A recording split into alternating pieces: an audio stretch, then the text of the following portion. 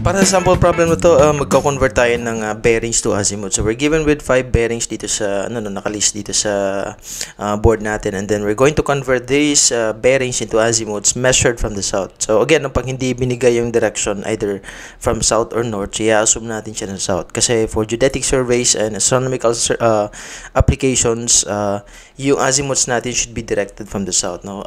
Nandun din ito nakalagay sa reference book natin, no, na kay Juni Pilapilapot. So anyway, so dito sa sample problem natin nakalagay naman na south. So automatic na from south yung direction ng ating azimuth. Okay?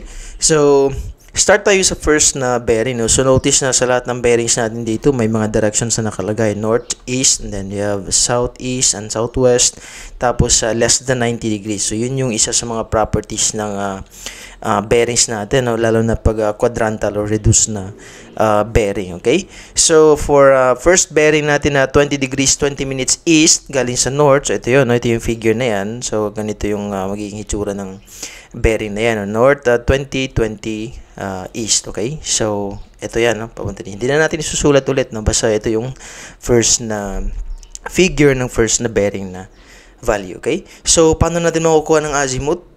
Yung azimuth again is measured clockwise tapos from the south. Okay, so ito yung magiging azimuth natin.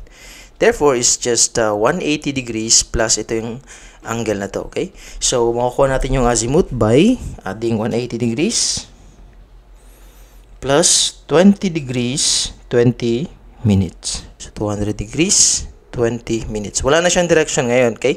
So automatic na itong measurement na to, 200 degrees 20 minutes, it's already directed from the south, okay? So dito tayo sa next, that's 1 degree 33 minutes west ng north, okay? So ito yun, no? From the north papunta ka sa west ng 1 degree 33 minutes. Tapos ang kukunin natin ngayon na azimuth from the south ay ito, no? Papunta dyan sa line natin. Okay, so that's alam natin this is 180, so magsasubtract ka lang ngayon ng angle na 1 degree 33 minutes. Makukuha mo na ngayon yung azimuth, which is equivalent to 180 degrees minus 1 degree 33 minutes. Okay, so that's 178 degrees 27 minutes. For the third na value ng bearing natin, that's south, 89 degrees 28 minutes east. So galing dito sa south, no? Tapos papunta sa east, that's 89. Ito yan, no? That's southeast. That's 89 degrees 28 minutes. Ang kukunin natin ngayon na azimuth is galing south, clockwise, papunta dun sa line natin. Essentially, 360 degrees minus yung angle. Okay? So alam natin na this is 360 degrees, paikot ng ganyan. Magsasubtract ka ngayon ng angle, which is equivalent to 89 degrees 28 minutes. Ang makukuha mo ay yung azimuth niya from the south. So that's 360 degrees minus 89 degrees 28 minutes.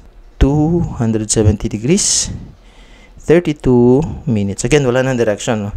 Hindi na siya kailangan ng north or south or papuntang east or west. Okay?